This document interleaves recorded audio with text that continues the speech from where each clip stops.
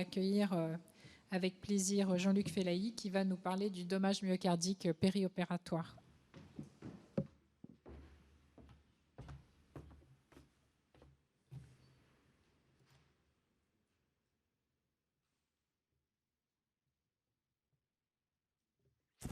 Merci Sophie, cher Emmanuel, chers collègues. Juste avant de parler de dommages myocardiques périopératoires, parce que c'est le sujet effectivement qui m'a été confié, un tout petit commentaire sur la dernière question là, et la réponse de Pierre-Grégoire Guinaud. Moi, je suis complètement d'accord avec ce qu'il vient de dire. En chirurgie carotidienne, puis je ne suis pas le seul à le dire, la volonté, le confort du malade et la volonté et le confort du chirurgien doivent être pris en compte parce que nous, on n'a aucun argument scientifique, formel, convaincant qui permette de dire mais l'ALR, c'est mieux que l'AG. Voilà. Il y a des contraintes liées aux deux techniques qu'il faut respecter, qu'il faut connaître, mais l'essentiel, c'est que cette intervention, elle soit faite vite et qu'elle soit bien faite. Donc, je pense que voilà, c'est fondamental. Mais ce n'est pas le sujet qui m'était confié. Bon, je n'ai pas de lien d'intérêt particulier avec le topo d'aujourd'hui. Alors, quand on parle de dommages myocardiques périopératoires, en fait, parce qu'on pourra en parler pendant des heures, donc je vais me concentrer sur 3 points. C'est d'abord une définition pour être bien sûr qu'on parle tous de la même chose, parce qu'aujourd'hui, en 2022, les définitions sont assez claires. Ensuite, c'est comment on peut prévenir l'apparition de ce dommage, qui est tout à fait dommageable, comme son nom l'indique, pour les patients. Et puis, troisièmement, quand il est là, est-ce qu'on peut le traiter et comment? Donc, l'opérer à risque cardiaque, et en chirurgie vasculaire, il y en a beaucoup, ça a été dit, et on le sait bien, c'est un vrai défi pour l'anesthésie-réanimation moderne. Et quand on parle de risque cardiaque, en fait, plus précisément aujourd'hui, on fait référence à une fragilité myocardique. Et c'est quoi un myocarde fragile? Eh bien, c'est un myocarde qui va difficilement encaisser le stress périopératoire sans générer du dommage. Et donc, de quel patient on parle concrètement? Eh bien, on parle évidemment des myocardiopathies ischémiques, on parle des myocardiopathies dilatées, et puis n'oubliez pas les myocardiopathies hypertrophiques, on y pense éventuellement moins, par exemple dans le cadre d'une hypertension artérielle sévère. Or, souvenez-vous que l'hypertrophique est un ischémique en puissance. Et ce dommage myocardique, donc, qui est ce que l'on veut éviter, lui-même répond à une définition qui est tout à fait claire aujourd'hui, avec cet acronyme qui vous a été montré dans le topo précédent, qui est un acronyme anglo-saxon, le MINS. Et c'est quoi le MINS? Eh bien, le MINS, c'est un dommage d'origine ischémique, ça veut dire que vous avez éliminé les causes non ischémiques d'élévation de la troponine, puisque c'est de ça dont il s'agit, le sepsis, l'embolie pulmonaire, l'insuffisance rénale chronique, qui apparaît donc dans les 30 premiers jours post-opératoires et qui est très fortement et très indépendamment associé à de la surmortalité, puisque vous voyez que le risque de décès à 30 jours est multiplié quasiment par 4 lorsque vous faites du dommage myocardique versus un patient qui, lui, n'en fait pas. Et comment on le diagnostique, ce dommage myocardique? Eh bien, on le diagnostique très facilement, finalement, par un simple dosage de troponine post-opératoire. Et on sait depuis maintenant un certain nombre d'années, et la grosse étude internationale Vision, là, qui avait inclus plus de 15 000 malades, qu'on vous a déjà souvent montré, avait largement contribué à cette connaissance et à cette compréhension. Eh bien, on sait effectivement que quand on crache un peu de troponine en post-opératoire, même pas beaucoup, même des valeurs très légèrement supérieures à la normale, eh bien, on a déjà une augmentation du risque de morbimortalité à 30 jours. Et bien évidemment, plus la troponine post-opératoire, le pic de troponine post-opératoire, généralement, c'est ce qu'on mesure, est élevé, et plus la mortalité et plus les complications sont fréquentes. Et dans cette cohorte, ne croyez pas, je vous rafraîchis juste la mémoire, ne croyez pas qu'on parle uniquement de chirurgie à haut risque et de patients à haut risque, puisque 16% des patients là, qui élevaient leur troponine en post-opératoire étaient des patients qui avaient été opérés d'une chirurgie à risque faible, selon la classification qui vous a été montrée lors du premier topo, et dans le cadre de procédures ambulatoires. Et ça, quand on y réfléchit comme ça, ça pose question, puis ça fait même un peu peur finalement, parce qu'on se dit qu'il y a des malades qui passent à travers les mailles du filet, avec une vraie perte de chance et un vrai impact sur leur survie. Alors si à l'élévation de troponine s'ajoute en plus des signes cliniques ou électriques, ou échographiques, ou angiographiques, ou tout ensemble, eh bien, à ce moment-là, on parle d'infarctus du myocarde. Et ça avait été bien défini lors de cette 3e version. Il y en a une 4e maintenant qui a été publiée depuis, mais ça ne change pas grand-chose en fait sur le contenu et sur ce que je veux vous dire. Donc, on parle d'infarctus du myocarde. Et je vous rappelle que, contrairement à nos collègues cardiologues qui gèrent essentiellement des infarctus de type 1, en rapport avec une lésion d'un gros tronc coronaire, et ça a son importance, vous allez voir tout à l'heure, nous, on a surtout affaire à des infarctus dits de type 2, c'est-à-dire en rapport avec un déséquilibre prolongé de la balance énergétique du myocarde. Et donc, vous me voyez venir sur la façon tout à l'heure dont on va essayer de prévenir ou de prendre en charge ce dommage myocardique lorsqu'il survient. Donc, je vous ai dit, c'est un vrai sujet de médecine périopératoire, pour paraphraser Pierre-Grégoire Guinaud, et c'est tellement important. Le patient à risque cardiaque, c'est une évaluation pré-, pér- et post-opératoire, et à chacun des temps, eh bien, vous avez des mesures spécifiques à mettre en œuvre et des choses à réaliser dans le but de prévenir l'apparition de ce MINS et donc de réduire le risque post-opératoire. Et comme on n'a pas le temps évidemment de tout embrasser parce que ça nous en prendrait beaucoup trop, je vais me concentrer sur une ou deux choses qui me semblent tout à fait importantes et revenir quelques minutes, si vous voulez bien, sur la problématique absolument fondamentale de l'évaluation et de la stratification du risque en vue de prévenir la survenue d'un MINS. Alors, elles vous ont été montrées, ces recommandations qui datent de 2011, donc elles ne sont pas toutes récentes. Néanmoins, je pense qu'elles sont toujours d'actualité et je vous invite, si vous ne le faites pas déjà, à continuer à les utiliser dans votre routine. Pour au moins 3 raisons. La première, c'est qu'elles prennent en compte les spécificités du système français, c'est-à-dire l'existence d'une consultation d'anesthésie préopératoire, ce qui n'est pas forcément le cas dans tous les pays, notamment outre-Atlantique. Deuxièmement, elles reflètent un consensus entre nos deux spécialités, l'anesthésie, réanimation et la cardiologie. Donc, on est censé les connaître, parler le même langage, et on est d'accord sur ce qu'on a mis dans ces recommandations. Et puis, troisièmement, et ce n'est pas des moindres, elle propose un algorithme simplifié de gestion des patients.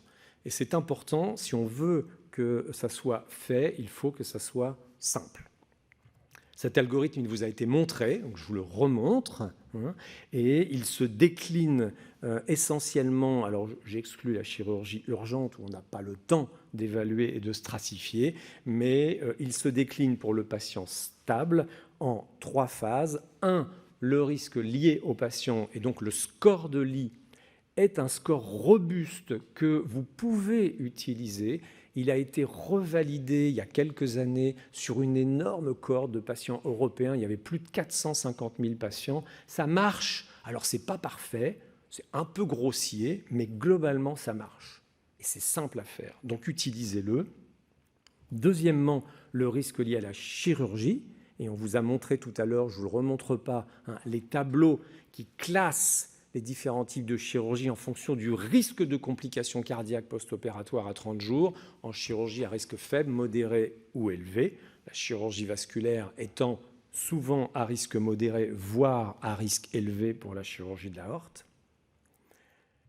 Et troisièmement, l'évaluation éventuelle de la capacité fonctionnelle, donc de la réserve fonctionnelle, c'est-à-dire l'aptitude du patient effectivement à encaisser ce stress périopératoire. Et là, plusieurs techniques, ça a été dit dans ce congrès, ça peut être très simple, une simple question, ce n'est pas parfait ça non plus, qui permet de définir si le patient est au-dessus ou en dessous de 4 équivalents métaboliques. Là aussi, on est assez grossier dans l'approche, mais finalement, globalement, ça marche pas mal.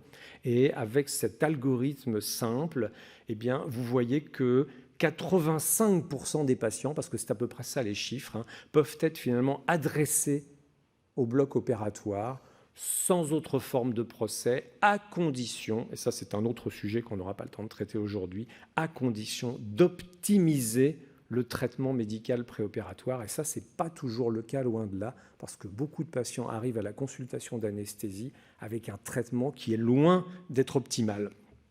Et finalement, quand est-ce qu'on a besoin du cardiologue là-dedans ? Eh bien, certainement pas pour dérouler l'algorithme, mais probablement là. Si le patient est instable, clairement, sur une chirurgie programmée, on va le retarder et on va le renvoyer vers son cardiologue traitant préféré pour stabiliser sa cardiopathie ischémique, stabiliser son insuffisance cardiaque, sa cardiopathie rythmique, ce que vous voulez. Deuxièmement, là, il n'y a pas beaucoup de malades là, mais là, il y a une discussion, c'est-à-dire est-ce que véritablement le bénéfice-risque est en faveur de l'intervention programmée. Alors en chirurgie vasculaire, souvent, ça ne se discute pas trop, mais par exemple, si c'est une prothèse totale de hanche, peut-être que là, il y a débat.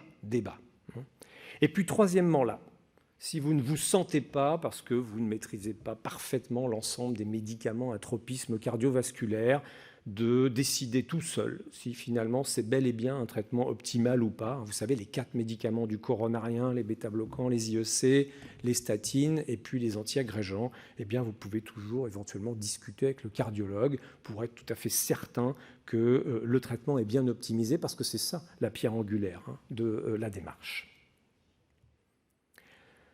Ce que ces recommandations, donc, en revanche, ne disaient pas très clairement, c'est quoi faire du dosage des biomarqueurs. Est-ce qu'il faut doser le BNP préopératoire, post-opératoire? Est-ce qu'il faut doser la troponine? En 1911, on n'était pas très au clair. On savait que, outre l'attrait que l'on a tous pour le dosage des biomarqueurs, c'est quand même assez facile à faire, mais ça coûte quand même des milliards de dollars chaque année autour de la planète, qu'il fallait un vrai bénéfice, au-delà de la recherche clinique. Si finalement ça ne changeait pas la stratégie qu'on pouvait mettre en place, peut-être qu'il ne fallait pas les doser. Quelques années plus tard, donc 2014, on vivait jusqu'à tout récemment sur ces recommandations-là, recommandations européennes de l'ESC, donc des cardiologues, endossées par l'ESA, donc par la Société européenne d'anesthésie. Et vous voyez que finalement, la place des biomarqueurs, c'était quand même assez timide. C'était des recommandations plutôt faibles. On est sur du grade 2B pour éventuellement doser la troponine post-opératoire chez les malades à haut risque, doser le BNP ou le NT-proBNP en préopératoire sur des malades à haut risque, et certainement pas de toute façon en routine. Et on vivait, et on vit encore là-dessus, globalement. Et en 2017, patatras, les Canadiens sortent leurs recommandations, leurs guidelines. Et là, ça a fait couler beaucoup d'encre et beaucoup de salive. Vous avez peut-être participé à toutes ces réflexions et toutes ces discussions. Ça nous a énormément troublés parce que ça ne correspondait pas du tout à nos pratiques et pas du tout aux recommandations européennes. Vous voyez qu'eux, en gros, écartaient la plupart du temps tout examen fonctionnel, imagerie isotopique et que de stress. Et en revanche, c'était biomarqueur largue à manu, pas pour tout le monde, mais enfin quand même presque, parce que regardez pour le BNP par exemple, après 65 ans, ça c'est pour tout le monde, ou après 45 ans avec un score de l'IA 1, ça fait un paquet de malades et ça fait un paquet de dosages. Et c'était pareil pour la troponine. Et donc des pratiques, en tout cas des recommandations très différentes de celles à laquelle nous étions habitués. Et puis le mois dernier, ça vous a été dit, puis dans d'autres sessions, Sophie en a beaucoup parlé hier dans la session commune avec la SFC, donc la Société européenne de cardiologie, fin août, là, à Barcelone, a sorti une actualisation, une version 2022 des recommandations. Et là, je vous ai mis côte à côte 2014 et 2022 sur les biomarqueurs. Et vous voyez que ça a bougé. On s'est rapproché largement des Canadiens, puisque maintenant, vous voyez que le dosage post-opératoire, 24 heures, 48 heures de la troponine est très largement recommandé.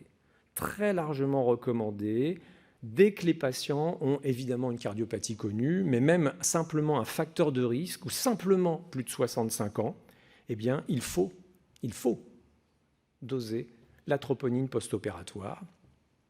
Donc moi, je ne sais pas bien comment on va mettre ça en musique avec cette tendance dans laquelle on est tous engagés à faire de la réhabilitation précoce, à pousser sur l'ambulatoire avec des malades qui nous échappent très très rapidement. Qui va doser la troponine? Qui va interpréter et voir le résultat du dosage? Qui va faire revenir le malade si jamais elle est un peu élevée? À mon avis, on a un sacré défi là. Et puis, vous voyez que le BNP, lui aussi, il a pris du galon. On est passé de 2B à 2A. Donc, il y a indiscutablement un mouvement maintenant. Et ces recommandations ont été endossées par l'ESA. Donc, finalement, elles sont applicables pour nous. En tout cas, on nous est conseillé de les mettre en œuvre. Eh bien, vous voyez qu'on doit probablement doser beaucoup plus facilement et beaucoup plus largement les biomarqueurs cardiaques que ce que l'on faisait peut-être jusqu'ici. Et alors, ne lisez pas toute la diapo, juste ce qui est en rouge. Ça, ce sont les 10 points essentiels, parce que je ne sais pas si vous avez lu l'actualisation 2022, la DEROCO de l'ESC, 99 pages. Allez-y, bon courage, vous allez voir. On s'endort quand même très, très facilement quand on lit ça. Néanmoins, le point 5, ces nouvelles recommandations, et ça fait partie des 10 points clés, se positionne en faveur du dosage de la troponine chez tout patient avec une maladie cardiovasculaire ou en présence d'un facteur de risque, dont un âge supérieur ou égal à 65 ans, avant une chirurgie à risque intermédiaire ou élevé et 24 à 48 heures après l'intervention. Je pense qu'on n'a pas fini d'en parler. L'autre point sur lequel je voulais insister, c'est à l'inverse, quel parcours de soins post-opératoires, parce que tout le monde ne vit pas la période post-opératoire de la même façon. Et on sait depuis longtemps, ça ce sont les études historiques anciennes qui nous l'ont montré, que c'est évidemment la période à risque pour les patients coronariens, non pas qu'ils ne puissent pas faire du dommage myocardique en préopératoire, en péropératoire, mais c'est évidemment en post-opératoire que l'incidence est la plus élevée. Et donc là aussi, il y a quelques questions à se poser. Alors, outre le monitorage de la troponine, mais je viens d'en parler, j'y reviens pas, où je mets le malade pour le surveiller et qu'est-ce que je fais pour prévenir la survenue du MINS et qu'est-ce que je fais pour traiter le MINS efficacement quand il est là. Alors, vous vous rappelez, je vous l'ai déjà montré, c'est une cohérence, donc j'y reviens. Nous, on a surtout affaire à des infarctus de type 2, c'est-à-dire une problématique de déséquilibre de la balance énergétique du myocarde. Donc là, soyons logiques, il faut avoir en tête les principaux déterminants de l'équilibre de cette balance. Il y en a d'autres, mais je vous ai mis les principaux. 3 principaux déterminants de la consommation myocardique en oxygène, la MVO2, les conditions de charge et surtout la post-charge. Pour faire simple, on peut dire la pression artérielle, l'inotropisme, la fréquence cardiaque. Et puis les principaux déterminants des apports en oxygène au niveau myocardique, l'hémoglobine, l'oxygénation, la pression de perfusion coronaire et de nouveau la fréquence cardiaque. Et donc on doit s'astreindre de manière très rigoureuse et même obsessionnelle, j'ai envie de dire, à corriger constamment ces dyshoméostasies et donc à s'imposer, à imposer un contrôle tensionnel strict, à vérifier constamment la qualité de l'oxygénation, ce n'est pas très difficile, gérer intelligemment et de manière pertinente la transfusion, et le plus difficile, mais le plus important peut-être, c'est ce contrôle ciblé de la fréquence cardiaque, puisque vous voyez que la fréquence cardiaque pèse sur les 2 plateaux de la balance. Alors on peut représenter ça d'une autre manière, sous forme d'une boussole avec les 4 points cardinaux de l'équilibre de la balance énergétique du myocarde, comme vous l'avez là, donc, que j'ai modestement appelé la boussole de Fellahi. Alors je vous invite à l'utiliser. Et puis ensuite à m'envoyer un mail. Alors Sylvain Ossé, vous savez, c'est quand il était au Val de Grâce, là c'est notre collègue militaire. Alors lui, il s'en est servi de la boussole de Fellahi, donc ça m'a fait plaisir évidemment. Et ils avaient réalisé cette étude qu'on a souvent montrée, c'est de la chirurgie orthopédique lourde, arthroplastie en genou. Et c'était une étude de type avant-après. Ce qu'ils avaient montré, c'est que lorsqu'à l'échelle de toute une équipe d'anesthésie, bon, alors les militaires, sont assez disciplinés, donc c'était plus facile, mais ils nous montrent le chemin. Et lorsque donc on luttait de manière systématique contre l'hypoxémie, l'anémie, l'hypotension, donc vous voyez la boussole, eh bien ça marche. ça marche, vous avez 2 fois moins de troponine post-opératoire, vous avez 4 fois moins de complications cardiaques graves post-opératoires, et vous divisez la mortalité par 2. Donc il faut le faire. Maintenant, si malgré tous vos efforts, le malade crache de la troponine en post-opératoire, vous la dosez, elle est élevée, qu'est-ce qu'on fait? Eh bien, l'identification de ça doit déclencher un algorithme de prise en charge diagnostique et thérapeutique permettant d'en identifier la cause et de la traiter. Alors, qu'est-ce que ça veut dire, ça? Eh bien, ça veut dire pas ça, par exemple. Ça, c'est peut-être la fausse bonne idée. C'est-à-dire, c'est ce qu'ils avaient fait dans cette étude, c'est très intéressant. Donc, c'était des fractures de l'extrémité supérieure du fémur chez les patients âgés, au risque de complications cardiaques. Et là, donc, ils avaient une population qui n'avait pas fait de MINS post-opératoire, troponine normale, et puis il y en avait 70 qui ont fait du dommage myocardique. Et c'est ces 70-là qu'ils ont randomisés en 2 groupes. Un groupe qu'ils ont confié aux cardiologues, à l'USIC, pour que les cardiologues leur fassent des trucs de cardiologue, et puis l'autre groupe qu'ils ont, comme d'habitude, mis dans un service conventionnel. Et ils ont regardé l'impact sur la survie à 1 an, et vous voyez que ceux, évidemment, qui n'ont pas fait de MINS survivent davantage que ceux qui en ont fait 1, mais quand ils en ont fait, que vous les ayez confiés au cardiologue ou pas, ça ne change absolument rien. Ce qui est normal, puisque un cardiologue à l'USIC va faire quoi? Sur un déséquilibre de la balance énergétique du myocarde périopératoire que vous n'auriez pas pu faire vous-même. En fait, ce qu'eux font n'a pas de lien direct, la plupart du temps, avec la physiopathologie de l'infarctus du myocarde post-opératoire. Donc il faut faire quoi? Eh bien, on en avait beaucoup parlé en 2017 lors de la journée monothématique de la SPHAR sur la prise en charge du patient coronarien. Et dans la foulée, l'année suivante, on avait coécrit avec un certain nombre de collègues, dont certains sont ici d'ailleurs, on avait donc écrit cette revue générale que je vous invite à lire.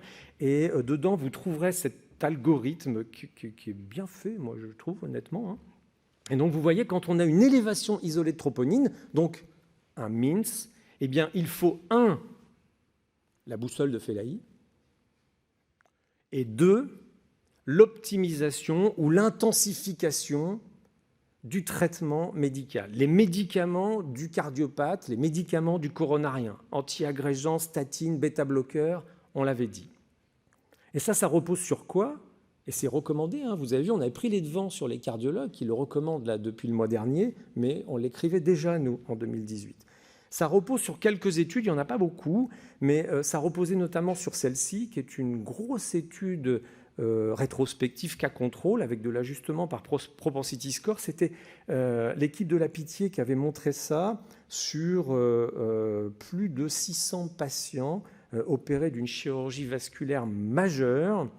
Et ce qu'ils avaient montré, c'est que lorsque les patients qui avaient une élévation de troponine post-opératoire, qui développaient un MINS, si vous n'intensifiez pas leur traitement médical, mais que vous repreniez un peu comme d'hab, c'est le moins, eh bien, vous voyez qu'à 1 an, il y avait beaucoup plus de complications cardiovasculaires et de décès de causes cardiovasculaires que si vous intensifiez le traitement médical, vous intensifiez le traitement bêta-bloqueur, vous intensifiez les statines, enfin vous optimisez.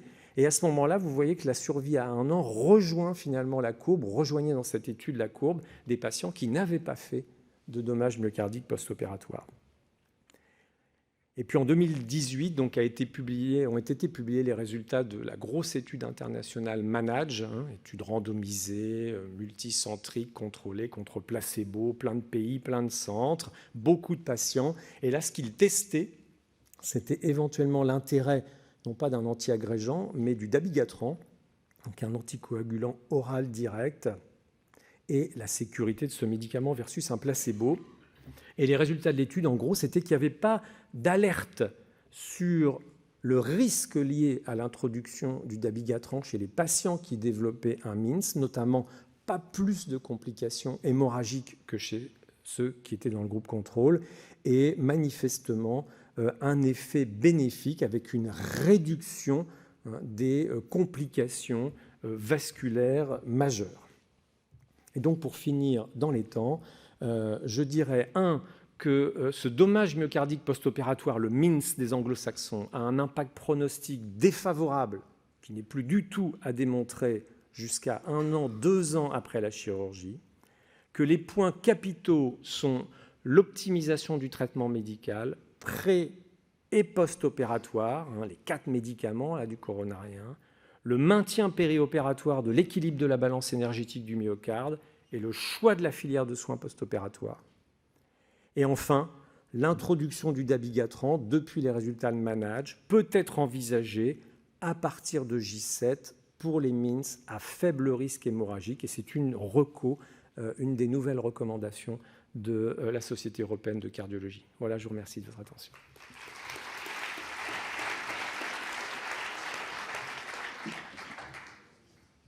Merci beaucoup. Est-ce qu'il y a des questions dans la salle? Oui. Bonjour et merci pour la présentation. À l'heure de la stratégie restrictive transfusionnelle, quels sont vos seuils transfusionnels en cas de MINS? Quels sont vos objectifs d'hémoglobine post-opératoire? C'est une bonne question parce que c'est un débat qui a pas mal agité la littérature. En 2011, quand on a publié les recommandations conjointes avec les cardiologues, je faisais partie, moi, des experts pour la SFAR, on a dit des choses qui, finalement, se sont révélées fausses, c'est-à-dire qu'on préconisait un seuil à 10 grammes chez les patients qui faisaient de l'ischémie aiguë. Et puis, en fait, aujourd'hui, on en est revenu parce qu'on a eu des études avec beaucoup de malades, des données concordantes qui nous ont montré que ça n'était pas nécessaire et qu'en fait, il fallait cibler des seuils plus bas, autour de 8 ou 9 grammes. Je pense que c'est quelque chose qui est raisonnable. S'il y a un MINS, on ne transfuse pas en dessous de 8 grammes. En dessous de 8 grammes? Non, on transfuse si on est en dessous de 8 grammes, pardon. 8 grammes me paraît un seuil acceptable. Oui. Alors peut-être que d'autres acceptent de descendre jusqu'à 7 grammes en cas de dommage myocardique aigu. Sophie peut sûrement répondre, ou Pierre Grégoire. Nous, à Lyon, on est à 8 grammes, autour de 8-9 grammes selon les malades, qui nous semble un seuil raisonnable. Mais plus de 10 grammes comme on faisait avant. Est-ce qu'il y a d'autres questions?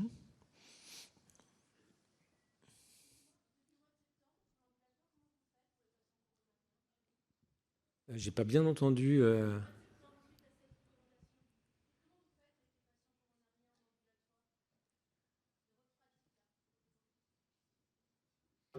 Depuis le mois de septembre, c'est-à-dire ce mois-ci.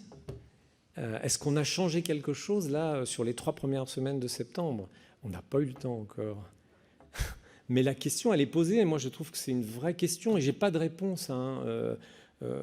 Qu'est-ce qu'on va faire de ces patients? Comment on va leur doser la troponine post-opératoire? C'est ce que je disais tout à l'heure. Ils vont partir avec une ordonnance, ils vont faire ça en ville, et si elle est élevée, qui va... Conforme les médecins généralistes à la médecine périopératoire, il faut leur dire de revenir. Il faut d'abord la doser en préopératoire. C'est ce qui est recommandé. Alors le préopératoire, dans la reco, oui, il y a aussi, tu as raison, parce que si elle est déjà élevée en préopératoire, peut-être que là, on peut stopper les choses. Mais si elle était normale et qu'elle s'élève en post-opératoire, moi, je crois que les malades vont continuer à passer à travers les mailles du filet, parce que je ne sais pas comment on va faire pour aller contre ce mouvement-là de fond de réhabilitation rapide et de renvoyer les malades chez eux le plus vite possible.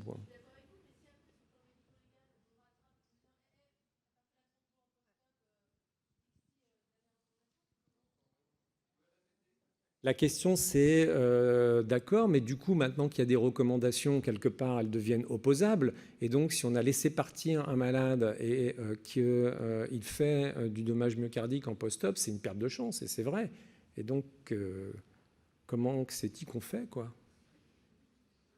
Bah ouais, comment c'est-il qu'on va faire? On est drôlement embêtés, moi, je trouve. Non, mais c'est vrai, parce qu'on risque de se mettre à contre-courant de ce mouvement de fond et de jouer les empêcheurs de tourner en rond en disant « halte au feu, non, il ne va pas sortir ». Ah bon, il va bien? Il va bien, mais il a une troponine qui est un peu élevée. Oui, mais il est asymptomatique. Oui, d'accord, mais il a 4 fois plus de chances d'être mort dans un mois quand même.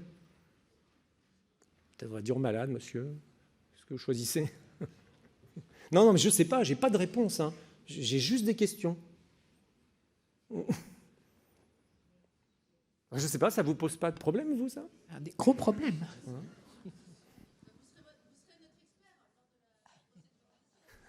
Je ne fais pas d'expertise judiciaire. Non, mais on a un problème organisationnel. Un problème organisationnel. Et puis un problème d'éducation, comme disait Pierre Grégoire, parce que je ne suis pas sûr qu'aujourd'hui, en discutant avec nos collègues chirurgiens, avec nos collègues cardiologues, pourtant ils devraient, les cardiologues, face à une élévation modérée de troponine post-opératoire chez un malade asymptomatique, tout le monde soit d'accord pour dire non, on va le garder à l'hôpital, voire même on va le mettre à l'USC, parce qu'on va intensifier son traitement, on va faire ci, on va faire ça, on hésitait à le transfuser, on va peut-être le faire, on va renforcer son traitement bêta-bloqueur. Ça pose un paquet de questions, moi, je trouve. Mais on ne peut pas ignorer ça. Hein. Et dans Vision, c'était déjà le cas. Et personne ne se souvient que 16% des malades là, qui crachaient de la troponine, c'était des malades opérés d'une chirurgie à risque faible en ambulatoire. Donc ils sont passés à la trappe, ces malades-là. On a une dernière question ou plusieurs autres questions. Bonjour, Maxime Zalk de Mondor. Pour l'oxygénation, je me base sur la saturation parce que c'est facile et que je l'ai facilement sur mon scope. Ou est-ce que je regarde la saturation veineuse qui va être plus représentative de ce qu'il y a dans mon myocarde Alors, moi, j'ai rien contre... Vous parlez de la SVO2 ? Oui, la SVO2. Donc, ça veut dire que le malade a un cathéter artériel pulmonaire ? Ou de la SCVO2, parce qu'il a un cathéter veineux central. Oui, plutôt SCVO2. Ou vous allez directement prélever dans le sinus coronaire parce que le sternum est ouvert sur la table. Non, c'est vrai que évidemment, sur des malades lourds pour lesquels vous faites du monitorage ultra avancé, vous pouvez faire ça. C'est une bonne idée. Mais là, on parle de... Enfin, en chirurgie vasculaire, c'est rare quand même que les malades aient un cathéter veineux central, pas très fréquent, quoi. Donc on fonctionne avec la SPO2. Quoi. Et du coup, vous mettez à quel objectif de saturation? D'SPO2 ? Ouais. Au bloc opératoire ? Ouais, c'est ce que... 94, nous on fait 94, 95%, ça nous va. Ok. Merci. Ça vous va ? Très bien. Oui. Si vous pouvez prendre le micro. Une petite chose, on dose systématiquement la troponine en post-opératoire. On ne la dosait pas en préopératoire. Et quand elle est élevée, on montrait ça au cardiologue qui nous disait il n'y a rien à faire. Cliniquement, il va bien. Pas de mouvement électrique. Au revoir et merci. C'est le même cardiologue qui vous disait à la consultation pré-anesthésique vous pouvez l'endormir, mais n'oubliez pas de lui mettre un petit peu d'oxygène dans le nez, c'est ça ? Alors mon conseil, c'est changer de cardiologue, hein, parce que non, mais ils sont censés connaître ça. Mais tous les cardiologues, vous avez raison, ne s'intéressent pas à la médecine périopératoire. Hein. Et d'ailleurs, en Amérique du Nord, ils sont très pragmatiques. Ils disent la médecine périopératoire, c'est pas forcément une affaire d'anesthésiste, hein, c'est pas forcément une affaire de cardiologue, ça peut aussi être une affaire de chirurgien. En fait, c'est l'affaire de ceux qui s'intéressent à la médecine périopératoire et qui connaissent la médecine périopératoire. Donc, selon les établissements. En France, je pense qu'on est quand même les mieux placés, mais ça peut être finalement n'importe qui du moment qui s'y intéresse. Quoi, vous voyez. Donc là, votre cardiologue, il ne s'intéresse pas beaucoup à la médecine périopératoire, manifestement. Bonjour, j'ai une petite question de savoir ce que vous pensez personnellement de l'étude sur le dabigatran qu'on peut proposer en cas de MINS post-op à J7. Moi, d'un point de vue physiopathologique, ça me paraît un peu aberrant. Donc vous, qu'est-ce que vous en pensez en fait ? Parce que moi, je ne l'ai jamais fait et je ne pense pas le faire demain, concrètement. Vous voulez dire, je ne vous ai pas du tout convaincu. Là-dessus, non. Là-dessus, non. Écoutez, je vais vous faire plaisir, nous, on ne le fait pas non plus. Mais c'est dans les recos. C'est une reco faible, pas facile à faire. Vous avez vu, ils sont prudents. Pas avant J7. Alors, J7, est-ce qu'on a encore le malade, nous, entre les mains ? Est-ce que c'était nous qui sommes en train de le gérer ? Pas sûr.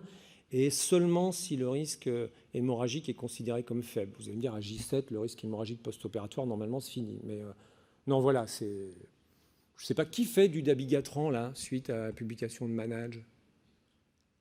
va pas être content, Pidgey Devro. J'ai juste une question pratique. Il est vrai que les cardiologues en France ne sont pas du tout intéressés par cette problématique. Il faut intensifier le traitement. Ceux qui ont participé à l'élaboration des recours, oui, quand même.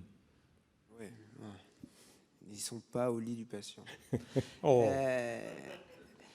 Non, mais ce sont des recours américaines et de Devro, tout ça, ils sont intéressés par la problématique. Ouais, est-ce que j'ai le droit, je pose la question, d'intensifier en tant que médecin de médecine périopératoire chez ces patients le traitement de fond avec des signes de tolérance, parce que gérer des bêta-bloquants, on a un peu l'habitude, mettre une statine à 80, on a un peu l'habitude, il n'avait pas d'antiagrégant, bon, on fait de la médecine. Donc, est-ce que tu penses que j'ai le droit ou il faut que j'essaye de convaincre le cardiologue que je n'arrive pas à convaincre qu'il faut qu'il intensifie? Moi, je pense que tu as parfaitement le droit. Tu le dis toi-même, l'anesthésie-réanimation, c'est de la médecine. Et en tant que médecin, tu as parfaitement le droit. À partir du moment où tu connais la médecine périopératoire et les recommandations, tu en as même le devoir. Après, en fonction des organisations locales, soit c'est vous qui faites, soit c'est le cardiologue qui fait, soit vous faites de concert, puis ça dépend où est le malade au moment où il faut le traiter. Parce que je ne sais pas si à Dijon, vous êtes suffisamment nombreux pour investir les services de soins conventionnels et faire de la médecine périopératoire, mais nous, à Lyon, on n'y arrive pas, par exemple. Oui, non, c'est pareil. Mais justement, c'est une question, parce que moi, la problématique, c'est l'intérêt du cardiologue, je trouve, dans tout cela, quoi. C'est-à-dire qu'effectivement, il n'y a pas de décalage, il n'y a pas un truc incroyable, il n'y a pas une choro à faire. Alors que finalement, la chirurgie a été l'épreuve d'effort qui a montré qu'on est passé à côté sur le plan fonctionnel. Alors, un des intérêts, c'est sûrement un malade qui fait ça, parce que ça traduit une susceptibilité, comme tu le dis si bien, particulière. Il faut probablement le faire rentrer après dans un parcours de soins cardiologiques, ça c'est sûr. Mais sur le moment, eh bien, il y a des CHU en France où les cardiologues sont très investis dans la médecine périopératoire. J'en ai un ou deux en tête, et donc je pense qu'ils savent très bien ces choses-là. Puis il y en a d'autres, effectivement, ou d'autres structures non eues, où ça ne les intéresse pas du tout. Et donc, à ce moment-là, ils vous seront de très peu d'utilité, voire pas du tout, quoi. Mais vous avez le droit en tant que médecin, anesthésiste, réanimateur. Le problème, après, c'est de gérer ça, tu vois. J'ai intensifié le traitement bêta-bloqueur, mais qui va suivre l'impact de l'intensification du traitement, sa bonne tolérance, est-ce que je suis dans la cible de fréquence cardiaque que je voulais me fixer, etc. Ça pose plein de questions. Je vous ai dit, c'est un des enjeux de l'anesthésie-réanimation moderne, le patient à risque cardiaque en France. Probablement qu'il faudra leur demander un avis quand même à un moment. C'est-à-dire qu'on a une élévation de la troponine, peut-être qu'on va vouloir avoir une échographie faite par le cardiologue qui nous dise qu'il n'y a pas de coro. Je pose cette question-là parce qu'en fait, en pratique, c'est un peu ce qu'on fait. Mais probablement que dans certains cas, il y a toujours intérêt à discuter, si on peut. Mais dans certains cas, ça sera nécessaire. Mais dans d'autres cas, vu la physiopathologie du MINS, vous savez, vous, en fait, ce qu'il faut faire pour le prendre en charge. Et donc, à moins que vous ayez une arrière-pensée, parce qu'un malade peut faire en post-op un infarctus de type 1, après tout, c'est possible, hein, on en voit. Là, ça ne se discute même pas. Dans l'algorithme que je vous ai montré, hein, mais on était sur autre chose que l'élévation isolée de troponine, parce que là, ça va parler, hein, cliniquement. C'est évident que vous allez les mettre dans la boucle, voilà. Et que ça va finir sur la table de Corot. Oui, excusez-moi, j'avais une question concernant les nouveaux stents. Quel est votre avis sur les stents couverts qui permettent d'arrêter rapidement la double intégration? Parce que nous avons eu le cas d'une patiente qui a été bien screenée en préopératoire. On lui a posé un stent, on l'a opéré 2 mois après avec l'accord du cardiologue. La chirurgie s'est très bien passée, tout le monde était content. Et la dame est décédée en salle de réveil, en fait. Je vous remercie de la confiance que vous m'accordez en me demandant mon avis sur les nouveaux stents. Je ne suis pas cardiologue, mais vous parlez de ceux qui permettent... Je vous pose la question parce que les patients vasculaires, en fait, ils ne peuvent pas attendre 3 mois, 6 mois après la révascularisation. Donc, si on fait un test d'ischémie et qu'il est positif, en fait, qu'est-ce qu'on fait? Donc, vous parlez de ces nouveaux stents qui permettent une durée de traitement anti-agrégant raccourcie, c'est ça? Ouais. Oui, de toute façon, comme vous le dites vous-même, il y a des patients pour lesquels on ne va pas pouvoir attendre 6 mois. Donc la discussion avec le cardiologue, on sort un petit peu du sujet là, mais et puis je parle sous le contrôle de tout le monde, mais elle se fait en amont pour savoir quelle est la meilleure option de revascularisation à lui proposer, sachant qu'on ne pourra pas différer la chirurgie de plus de temps, quitte à faire une revascularisation qui n'est pas parfaite ou qui n'est pas optimale d'un point de vue cardiologique avec un stent, mais qui va permettre d'envisager la chirurgie assez rapidement. C'est ça, non, le débat?